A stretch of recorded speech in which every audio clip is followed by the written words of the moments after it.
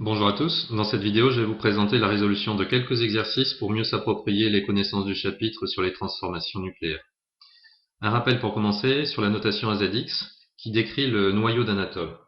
Rappelez-vous dans cette notation, grand Z c'est le nombre de protons, qui s'écrit donc en bas à gauche, grand A c'est le nombre de nucléons, c'est-à-dire la somme du nombre de protons et du nombre de neutrons, et grand X va être le symbole de l'élément chimique.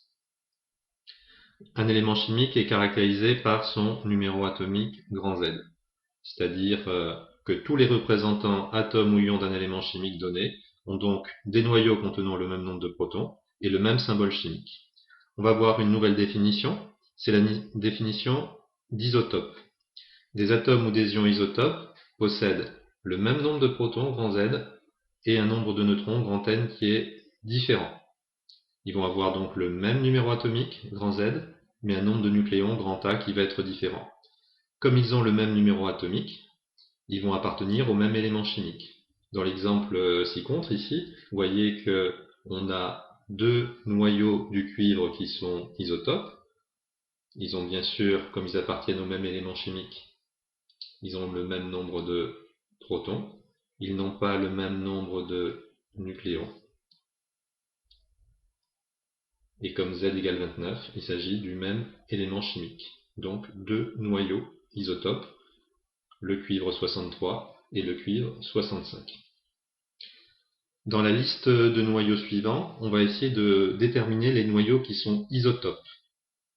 Donc on va utiliser tout simplement le fait que des noyaux isotopes, ils ont le même numéro atomique, ils appartiennent donc au même élément chimique. Sb, c'est l'antimoine. On peut le retrouver facilement en regardant la classification périodique. Est-ce que je retrouve d'autres noyaux ici qui ont pour symbole Sb? Oui. Je trouve ici l'antimoine 123. Et je retrouve ici de l'antimoine 123. Donc ces trois noyaux sont isotopes. En fait, les deux derniers correspondent à des noyaux qui sont rigoureusement identiques.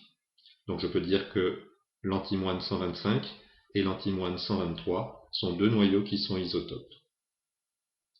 Si je regarde le suivant, l'iode 123, est-ce que je le retrouve quelque part, cet élément, dans la liste? Oui, à la fin.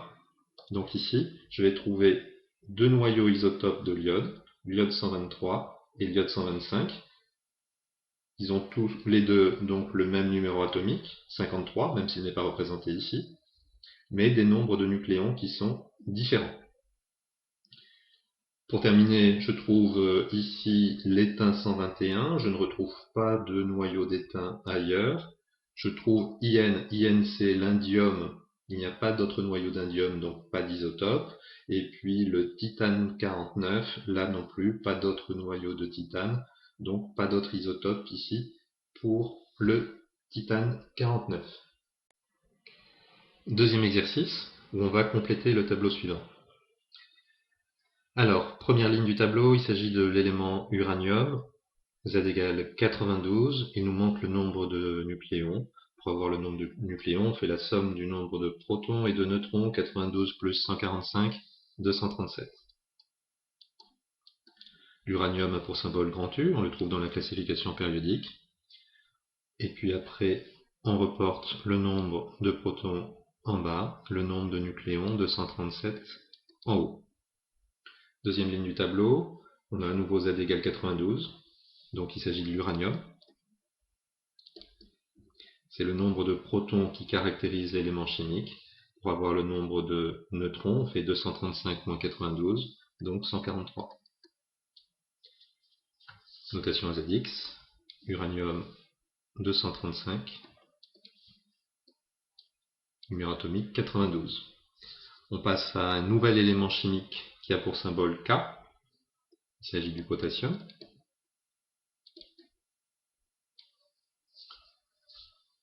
Grand A est égal à 40. Z est égal à 19. Pour avoir le nombre de neutrons, on fait le nombre de nucléons moins le nombre de protons. On trouve 21. Que sait-on sur l'élément chimique suivant? Le noyau possède 41 nucléons, dont 22 neutrons. Donc le reste, à savoir 19, c'est le nombre de protons. Z égale 19, c'est l'élément chimique potassium, comme au-dessus. D'où la notation AZX, 19, 41. L'élément chimique suivant a pour symbole Cr. Un coup d'œil à la classification, c'est le chrome. 52 nucléons, 24 protons, 52 moins 24 va donner le nombre de neutrons, 28. Dernière ligne du tableau, c'est un élément chimique qui possède 24 protons. Il s'agit du chrome, comme à la ligne au-dessus. Pour trouver le nombre de nucléons, on fait 24 plus 26, 50. Pour terminer, on va rappeler la définition de noyau isotope. Des noyaux sont isotopes s'ils ont le même nombre de protons, mais pas le même nombre de nucléons. Alors, si je regarde les deux premières lignes du tableau, je trouve deux noyaux qui possèdent le même nombre de protons, mais qui ne possèdent pas le même nombre de nucléons. Donc l'uranium 237 et l'uranium 235 sont des noyaux qui sont isotopes. Pareil pour les deux lignes suivantes, on trouve deux noyaux qui possèdent le même nombre de protons, mais pas le même nombre de nucléons. Donc le potassium 40 et le potassium 41 sont des noyaux isotopes. Et c'est pareil pour les deux dernières lignes du tableau, même nombre de protons, mais pas le même nombre de nucléons. Donc le chrome 52 et le chrome 50 sont des noyaux isotopes. Regardons maintenant la partie B, la transformation nucléaire. Alors nucléaire, ça vient d'un mot latin, nucleus, qui signifie le noyau. Donc ce sont des transformations qui vont affecter les noyaux des atomes. En particulier, le nombre de protons d'un noyau peut être amené à changer. Et vous rappelez que c'est le nombre de protons qui caractérise l'élément chimique. Donc au cours de ces transformations, il peut y avoir non-conservation des éléments chimiques. Équation d'une réaction nucléaire. Une transformation nucléaire est modélisée par une réaction dans laquelle interviennent les particules qui réagissent, on les écrit à gauche, et les particules formées, on les écrit à droite. Une particule est caractérisée par son nombre de masse grand A et sa charge grand Z. L'équation nucléaire traduit la conservation du nombre de masse et du nombre de charges. On peut le voir sur l'exemple à côté. Conservation du nombre de masse grand A, on regarde tous les nombres qui sont en haut. Et on vérifie bien que 14 est bien égal à 14 plus 0. Pour vérifier la conservation du nombre de charges grand Z, on regarde les nombres qui sont en bas. Et on vérifie bien que 6 est égal à 7 plus moins 1. Faisons un exercice d'application. Quelles sont les deux grandeurs physiques qui se conservent lors d'une transformation nucléaire? Donc on vient de voir qu'il y a conservation du nombre de masse grand A et conservation du nombre de charges grand Z. En utilisant les lois de conservation et la classification périodique des éléments, identifiez le noyau AZX dans chacune des équations de réaction ci-dessous. Alors le polonium 213 réagit pour donner un noyau inconnu, plus de l'hélium 4. On va écrire la conservation de A pour commencer. Donc je regarde tous les nombres qui sont en haut, et je vais pouvoir écrire que 213 va être égal au nombre de masse grand A plus 4. J'en déduis que grand A, pour le noyau inconnu, va être égal à 213 moins 4, donc 209. Je regarde maintenant la conservation de Z. J'en déduis que 84 va être égal à Z plus 2, d'où la valeur de Z, qui va être égale à 84 moins 2, 82.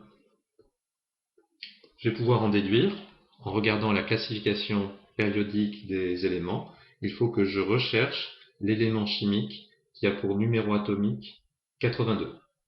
Je le trouve dans la classification ici, numéro atomique 82, il s'agit du plomb.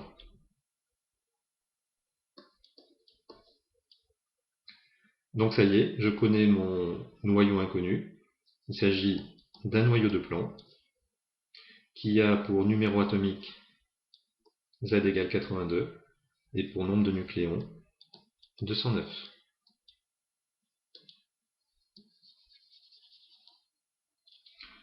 Deuxième exemple, du polonium 209 va former un noyau inconnu plus cette particule 0-1e, il s'agit d'un électron. Je vais regarder la conservation de A. Elle se traduit par l'égalité 209 est égal à A plus 0. Donc A est égal à 209. Je regarde maintenant la conservation de Z qui se traduit par l'égalité 82 est égal à Z plus moins 1. Donc Z va être égal à 82 plus 1 égale 83. Il me reste à regarder dans la classification périodique quel est le noyau qui a pour numéro atomique 83. Il s'agit du bismuth de symbole Bi. Donc je connais mon noyau inconnu, c'est du bismuth, Z égale 83 et grand A égale 209.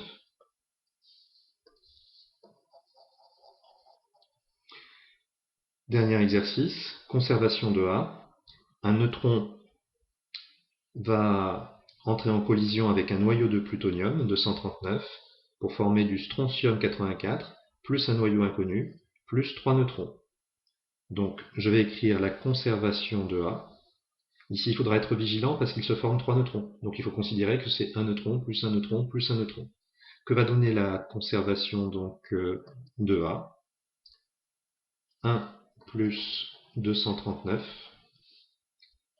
va être égal à 94 plus grand A plus 3 fois 1, puisqu'il y a 3 neutrons qui sont formés.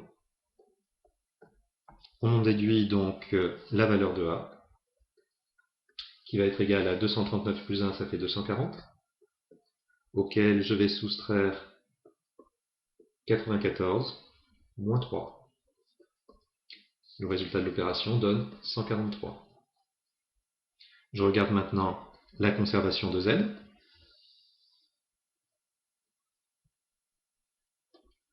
Ce qui m'amène à l'équation 0 plus 94 qui va être égal à 38 plus grand Z plus 3 fois 0. J'en déduis la valeur de Z qui va être égale à 94 moins 38 égale 56. Il me reste à identifier cet élément chimique qui a pour numéro atomique 56.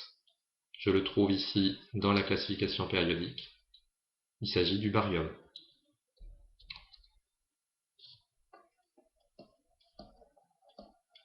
Je connais mon noyau inconnu, c'est du barium. Z égale 56, grand A est égal à 143.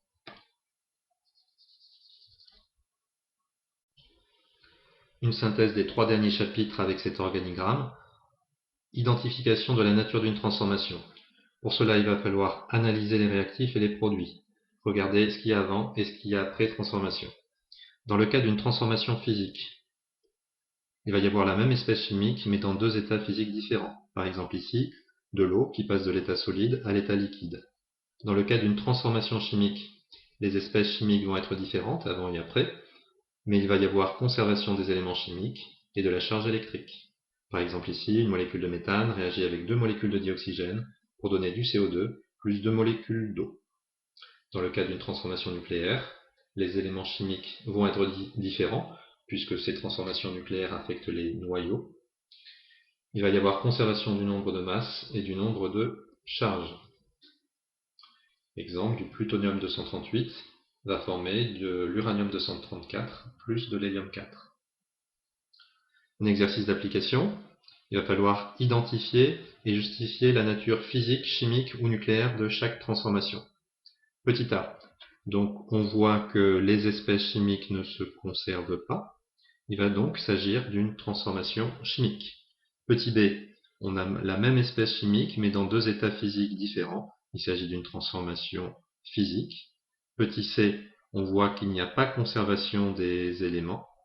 On a de l'uranium que l'on ne retrouve pas dans les produits. Il s'agit donc d'une transformation nucléaire. Petit d, on a de l'uranium 235 qui va devenir toujours de l'uranium 235, mais dans deux états physiques différents. Il s'agit d'une transformation physique. Et dans le dernier cas, il s'agit d'une transformation chimique, puisqu'il n'y a pas de conservation des espèces chimiques, mais on peut vérifier qu'il y a conservation des éléments et conservation de la charge.